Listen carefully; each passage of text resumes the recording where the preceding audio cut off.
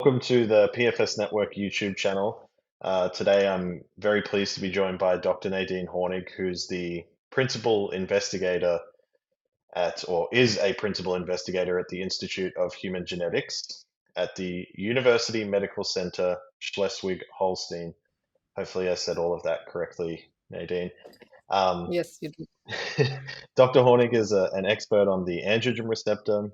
She's recently been published in Nature for her paper Formin-mediated nuclear actin at the androgen receptors promotes transcription.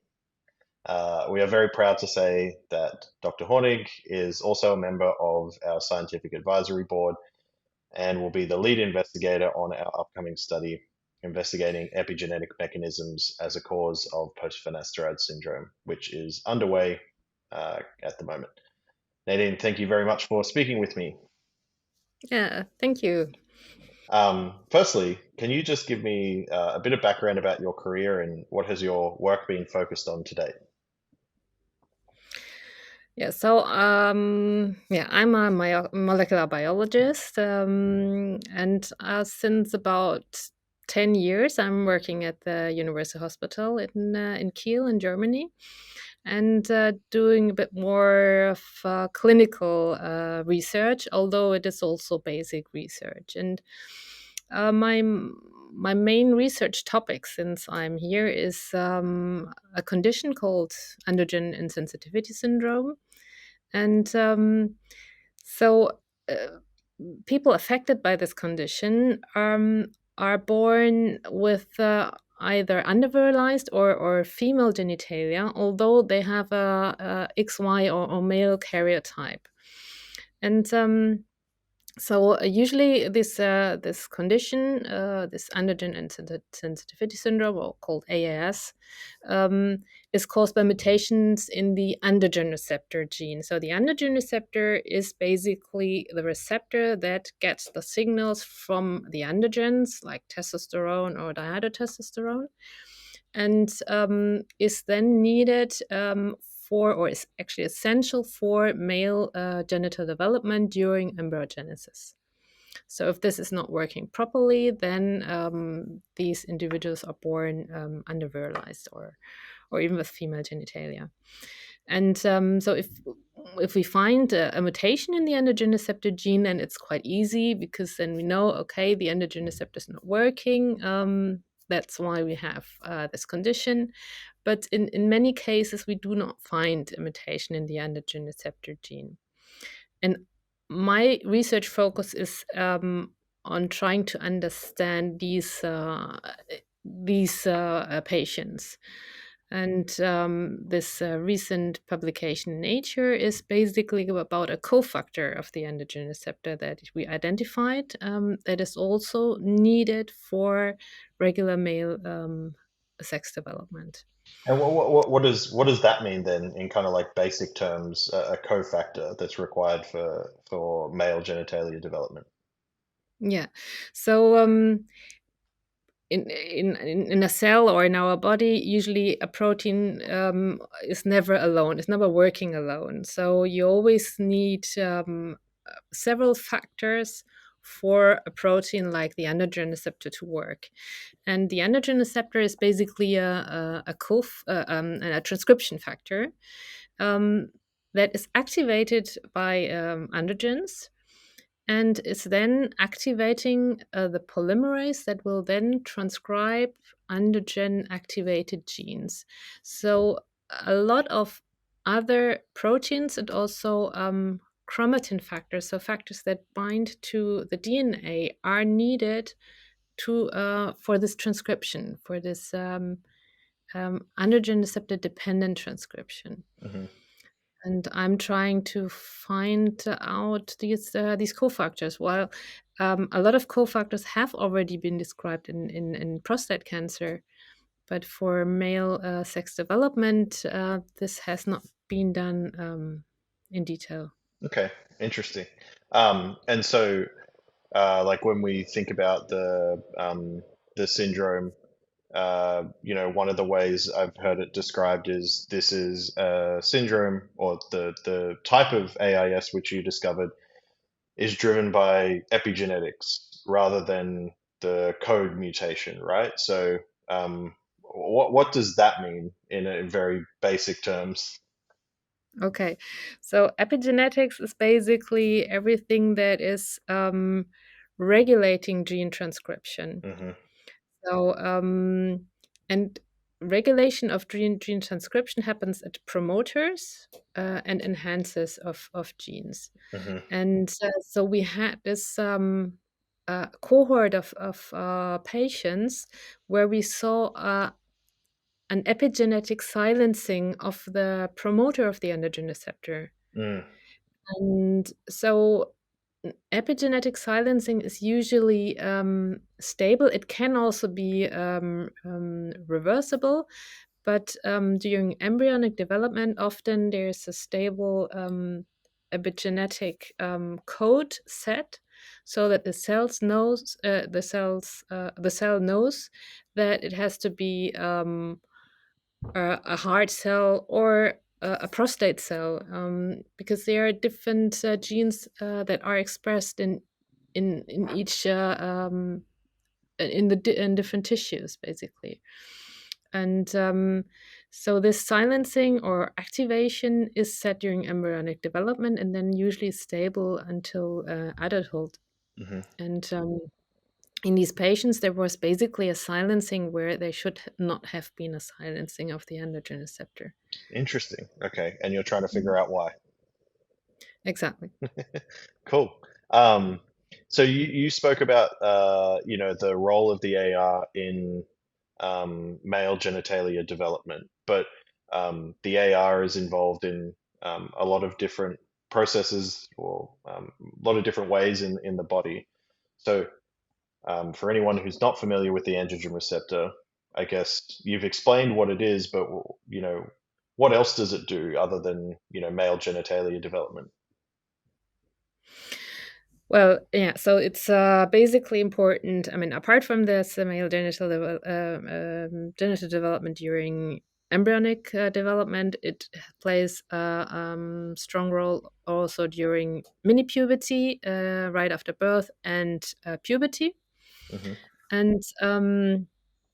And there, basically, if you have an impaired function of the androgen receptor, then you don't have either a male sexual development or you do not go into normal puberty. Um, but then there are these gain of function mutations. So if you have too much androgen receptor, then this then can lead to cancer, like prostate cancer, and this is the other big area of research of the androgen receptor. This is actually much bigger. The Hmm. role of the androgen receptor in prostate cancer. Hmm. So not enough, bad, too much, bad. It's kind of Exactly. the Goldilocks zone. You want just the Yeah. right amount. Okay, Mhm. got it. Um, so when firstly, it would be good to tell everyone why you decided to get involved in our issue, the issue of PFS, and then also how does your expertise lend itself to this disease, which is pretty poorly understood, and on the surface, it might appear pretty different from the work you've done previously. Mhm. So, how I got interested in the syndrome. Basically, I was contacted from by one of your members, basically, Hmm. and because I have to say that I didn't know about this syndrome or the disease before, but he quite convinced me that this is a serious side effect, and what was actually surprising me most was this that these changes were irreversible, and that's why I thought there might be some epigenetic switch that somehow the cell is now, or the cells in the androgen responsive tissues now respond in a different way permanently. Hmm. And so I thought this was quite intriguing, and because I'm basically interested in anything that is regulating the androgen receptor and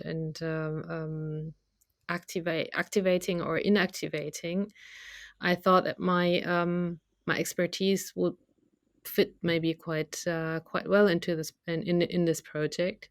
Um, and what we think or what we propose as a project is to first to see if the gene expression in the patients changed as compared to controls, Hmm. and also to analyze the epigenetic code and see if there are also some changes that might explain this different gene expression that also already has been seen before, because there were already some studies on PFS. Hmm. And exactly like what are some of the techniques and what exactly are we doing in this study? Yeah, so basically we are doing mainly next generation sequencing. So we want to see on so what we're working on and what I'm also specialized in is genital skin fibroblasts. So what we need is a tissue where the androgen receptor is expressed and where usually the androgen receptor responds nicely to androgens. And genital skin is a nice model to do this. So we want to compare basically um, the activation of the androgen receptor through androgens in the patients as compared to controls, male controls, and see if the gene expression, so everything that is activated through the androgen receptor changes or are changed in these patients. And this will be on the whole genome level. So we will see all the transcripts that are expressed in this tissue. And also for the epigenetic analysis, we basically want to see if there is a difference in methylation, because methylation is at the DNA level is a marker for gene transcription. So if you have a high methylation at a promoter, then you will have a reduced androgen or a reduced transcription in general. Hmm. So we also want to compare this. And what we also can do, having these cells, is we can also analyze the protein, because the studies that were so far performed looked at the mRNA expression level, so the transcript level. But in the end, what really is doing the job is the protein. Hmm. So we can also have a look how the protein looks like, if there's a different expression in the protein, a different function of the protein. And we have all the assays established in our lab to do this. Really, really interesting. So I've heard a few people have asked me, because the AR is expressed in all these different tissues and Mm, patients experience all these different symptoms in neurological ways or physical ways. Why are we just looking at a piece of tissue from piece of genital tissue?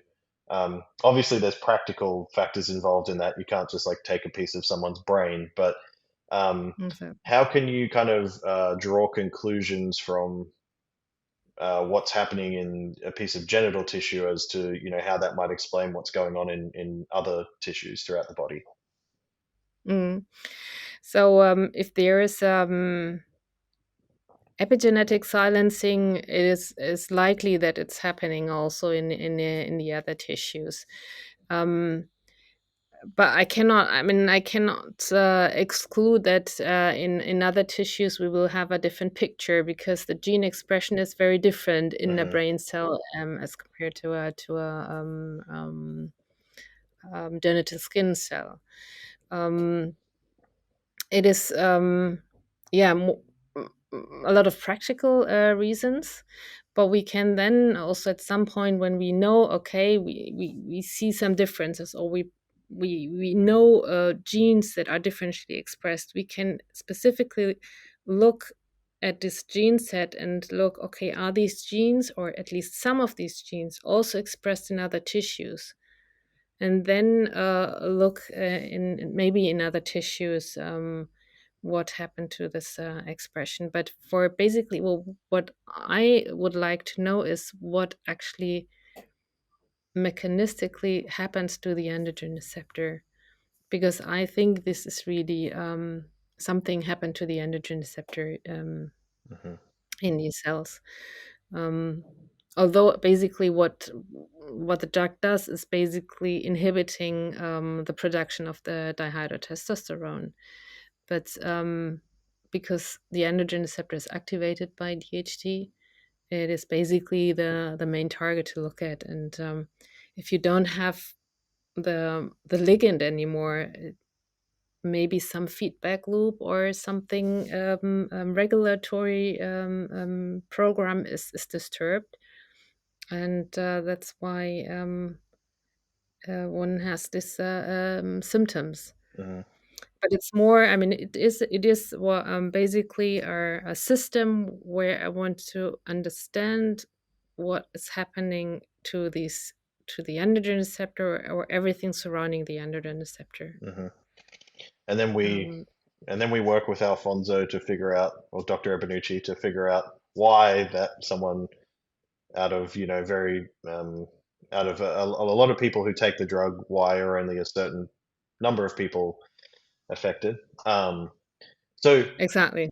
Mm. why, you know, you're kind of speaking about like what you want to do and looking at what's happened.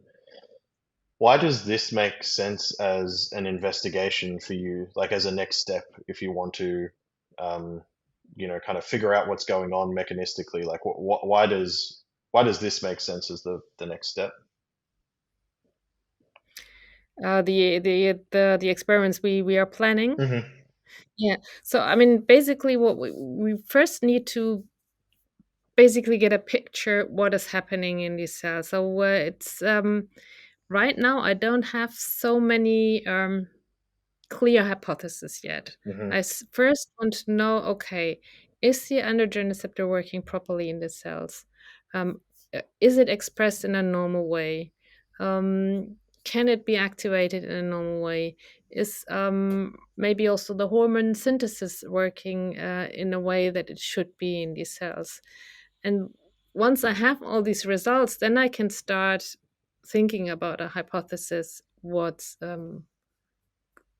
could go or went wrong basically Hmm. after the drug. Yeah.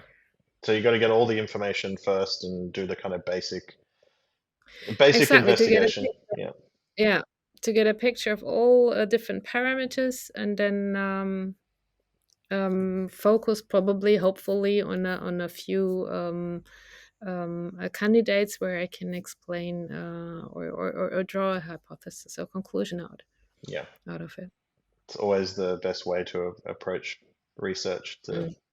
start broad and Unbiased. then kind of put together a hypothesis from there once you Yeah, but it's also because there is basically so little known about this exactly, yeah. condition, that we first need to basically set the field, and then Hmm. yeah. Um, so just quickly, one of the things we're looking at is chromatin. Um, some people might not know what chromatin is or what it does or why it's important. We kind of spoke about the AR and everything else that you're looking at in this study, and you kind of spoke about it previously already, but chromatin specifically, what is it? What does it do? And then, what happens when things aren't functioning properly?